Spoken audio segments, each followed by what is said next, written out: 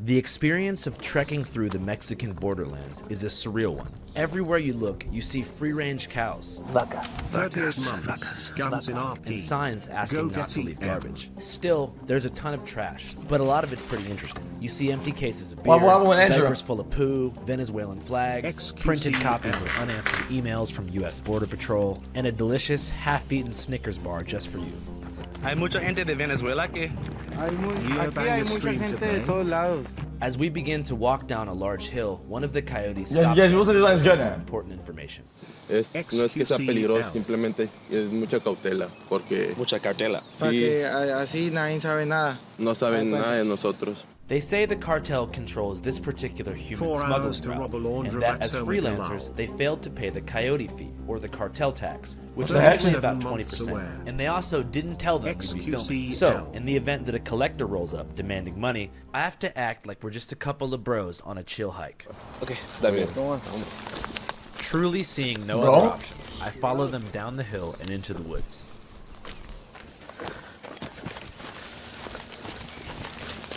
Alright, we're walking through the forest. We're about a mile from the Rio Grande, which obviously is the natural barrier into the state of Texas. So we're gonna follow the homies here. As you can see, there's like a ton of discarded underwear, socks, garbage, empty bottles of water, presumably left behind by previous migrants. It's estimated that just last year alone, roughly 2 million people entered the U.S. this way.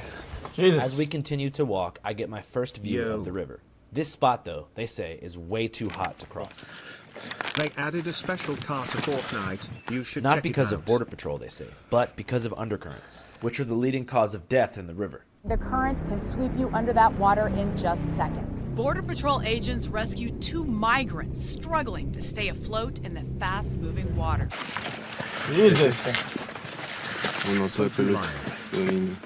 Hay veces cuando un familiar pierde a alguien en el río, es normal que cuelguen eso. Just left Lo que me kid han stuffed dicho. animal behind.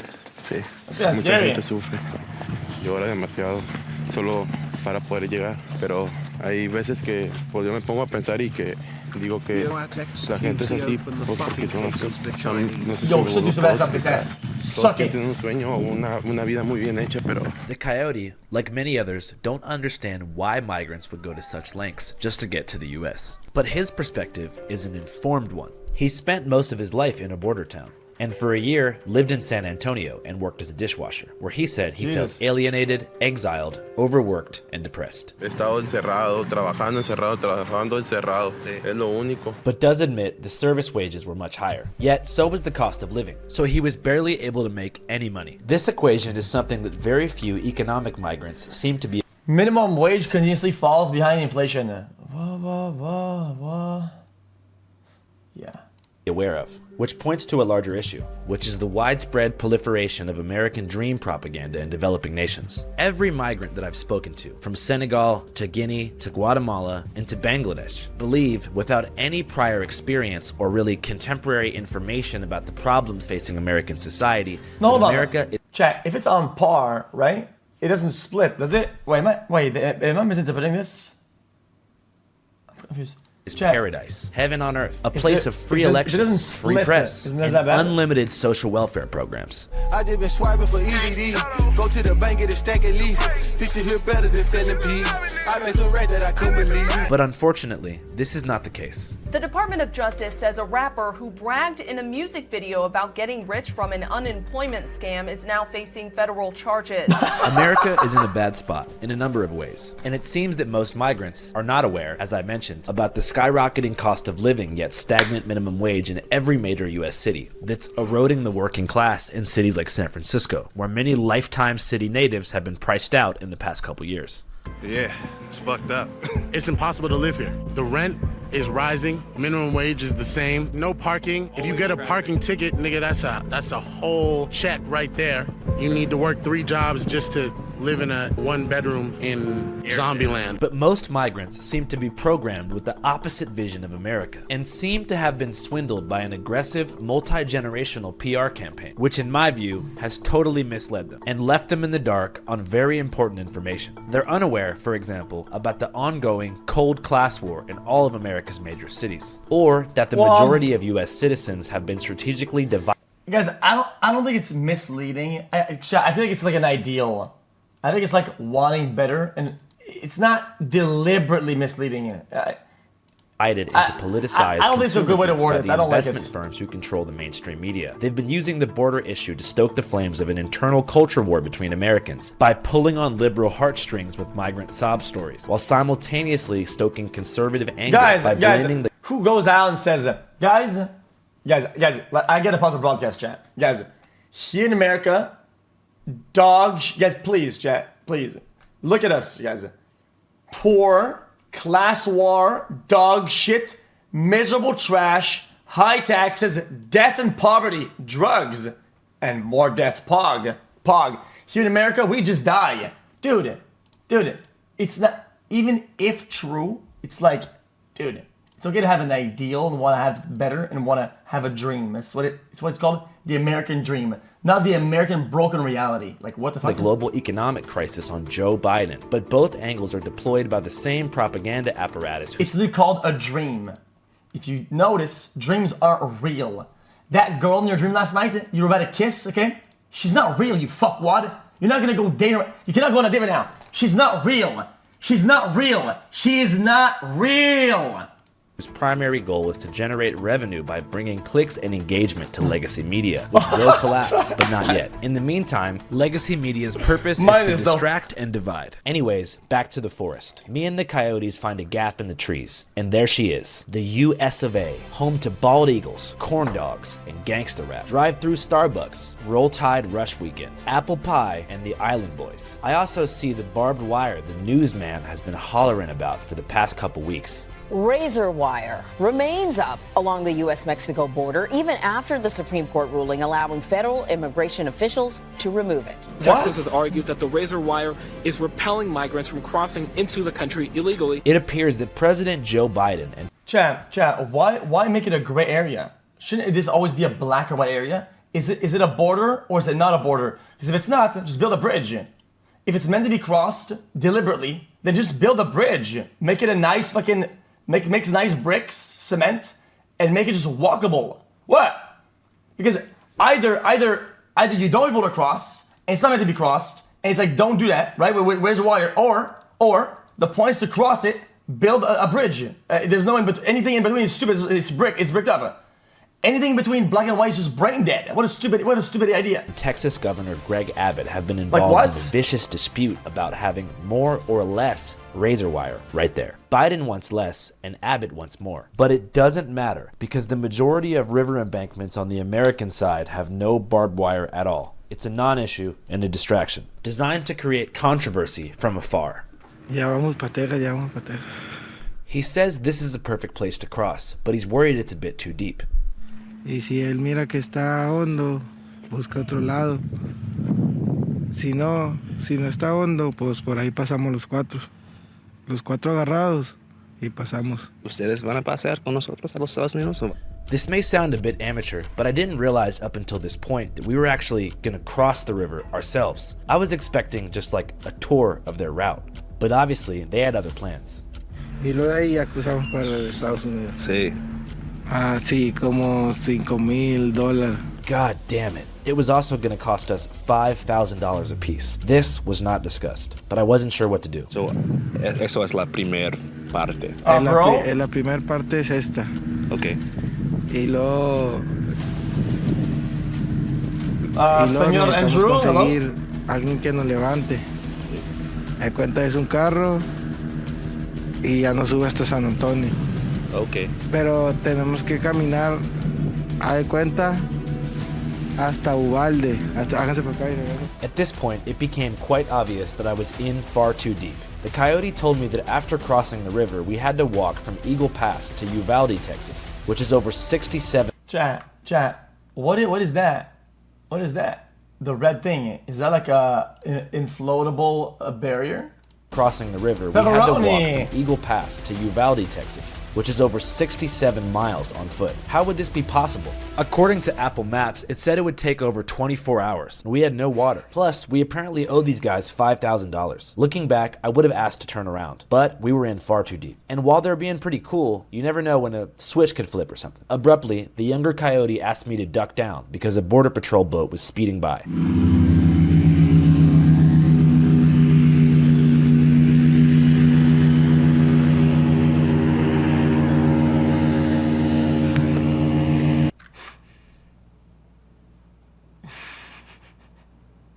Chat, is this a Quebec date on this chat?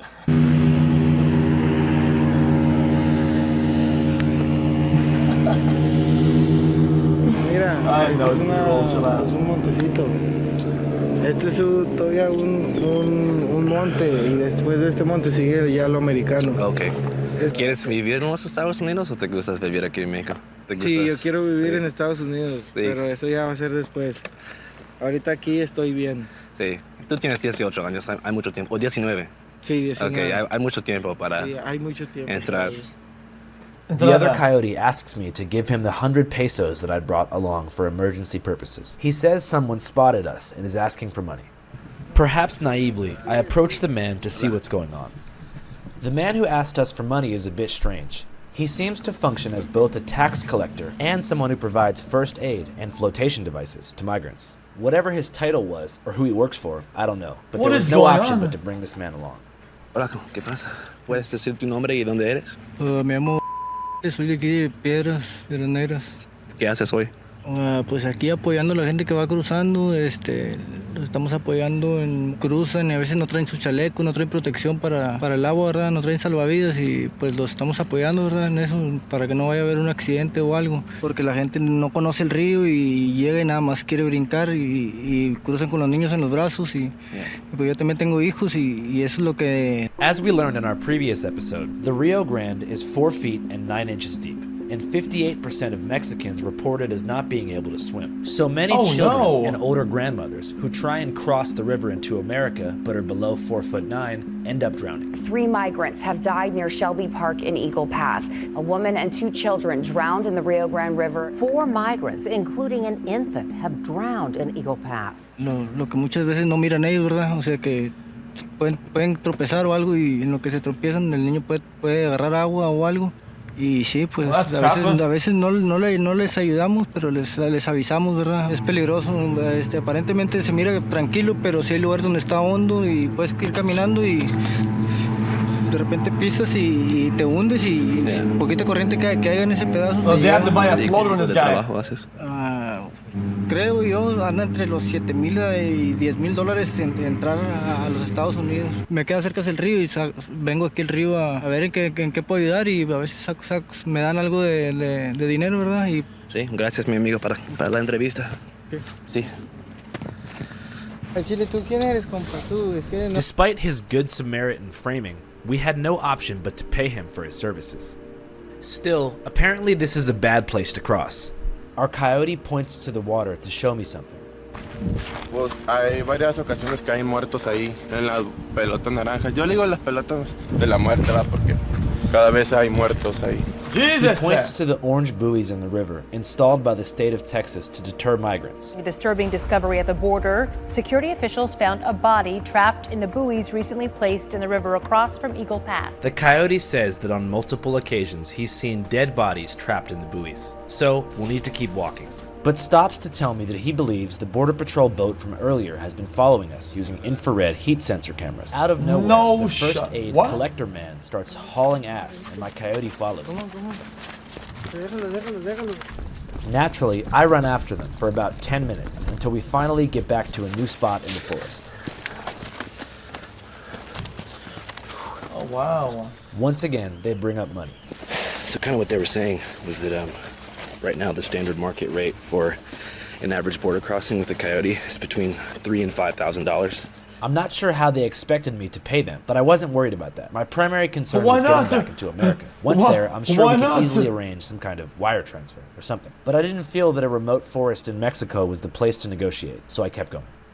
All right, so we just made it on a maybe mile-and-a-half hike through the woods, and now we're here on the banks of the Rio Grande. I hear the sound of a machete striking a tree behind me in the distance, so I turn around. What is going on there? What the fuck? Está bien? No, man, no está bien, I don't think. Okay. All right, guy with a machete just came out of nowhere. I guess it's kind of normal to want to chop down sticks and shit out here. But yeah, definitely not the most chill thing to see right now. My coyotes assure me that all is well. He was just making sure that we paid the first aid man. And after a final plunge deep into the woods, we found ourselves at the perfect embankment. That looks doable. There were no orange buoys in the river here, and very limited razor wire on the American side. So they said we'd cross here. All right, so as you guys can see, we're at the end of the journey here. Right here behind me is the Rio Grande. So over yonder is the United States. Much like the initial entry point into the forest, migrants had left behind a ton of garbage here. We got hella garbage here. We got a children's coloring book right here. I hope they're doing well, but I must say they did not do a very good job. But it's all good. Let kids be kids. There was also a bunch of dudes there, just hanging out. We got like a Mexican Ernest Hemingway type figure down here. Just fishing and wishing people the best of luck. Be careful. You have a good trip. Is he bugged? Be careful. I'm not sure why, but Ernesto's words gave me the confidence boost that I needed, and the coyotes said it was go time. Come on, come on, come on. Vamos. Okay. See, after stripping down to my boxers and taking off my shoes, the reality of the risk that we're about to take begins to set in. At this point, I wonder if this whole thing was worth it. After all, many migrants have died on this exact journey. In 2019 alone, 109 people lost their lives in the Rio Grande River. And last month, the body of a young girl was pulled from that body of water after an unsuccessful attempt to cross. I see a picture of a young boy on the ground and begin to wonder, did he make it across into America for a better life? There's no way to know. There was also no time to ask questions. The first coyote was already in the water, and it was my turn. Step by step, I inch myself down. And after a few small strides, I reached the water. From there was only one way to go. In.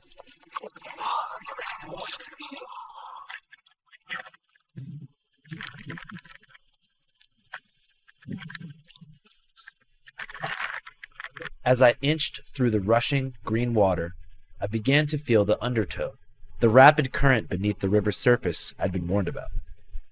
Hey, but can you not swim diagonally? diagonally? Asks that we link arms to avoid the rushing currents. Saludo. Salud para piedras.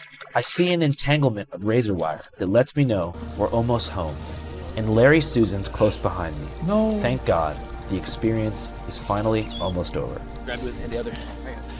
What? I breathe a sigh of relief as my feet touch American soil.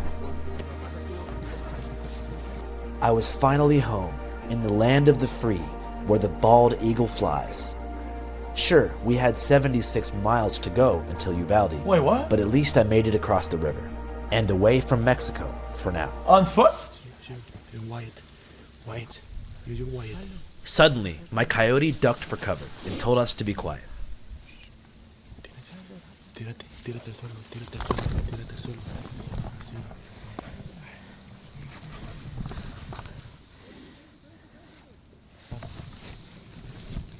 Manos arriba. Ven pa' acá, usted. Speak English. Hands up. Speak English? Yeah. Get up. Let me see your hands. Got any guns on you? No, sir. Face away from me. We're journalists. Usted, manos arriba. Yeah, I don't think he gives a fuck. Súbete. You too. You speak English? Yeah. Stand up. I couldn't believe it. Border Patrol had been watching us the entire time since we entered the forest, Yeah, I can clearly hear him swimming. and set up an ambush on the American side to apprehend You us. two, face away from me. Walk backwards over here. Jesus. Hey, ven pa' acá, wey. Immediately, my coyotes jumped back into the water, swimming back to Mexico. Come back. Over here. Get over here. This left us alone in Border Patrol custody. There was one guy here, he obviously ran back, and then the 2 USCs right there.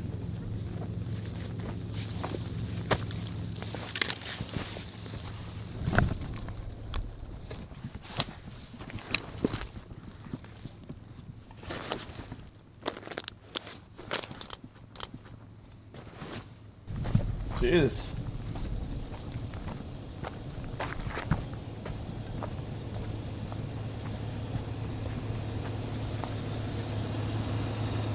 Damn, they had the full setup. Look at that. Look at that camera.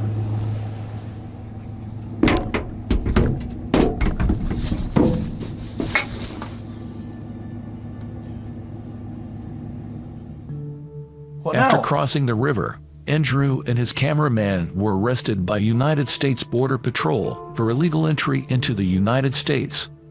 They did not realize this, but what they did was a federal felony offense called failure to report. After being arrested, they were driven to a migrant processing center and placed under detainee status and held for several days, much of which was spent in solitary confinement. Thankfully, Channel 5 personnel were able to recover their memory cards, which is how you were able to see this footage. But our team also took things a step further while Andrew was detained. Using details he gave to us over the jail phone, we hired a video game designer to create a graphic recreation of the things he saw and heard on the inside. What and the we compiled fuck am these I animations watching? and voiceovers into a documentary. If you'd like to see it, go to our Patreon, www.patreon.com/channel5. Again, that's www.patreon.com/channel5. As sorry, guys,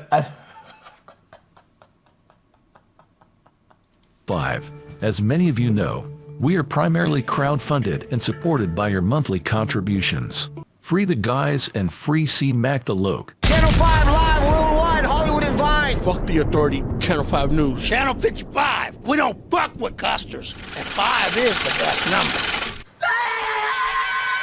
Vacas. Jesus, dude.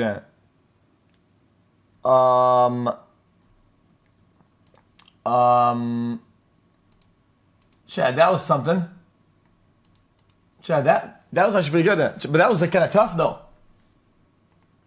Chad, I feel like he almost like had like no choice across at that point, no? Chad, I feel like at one point it's like it's kind of hard to turn back though with the people that he was with and whatnot. You know? xQc, LXQC, LXQCL.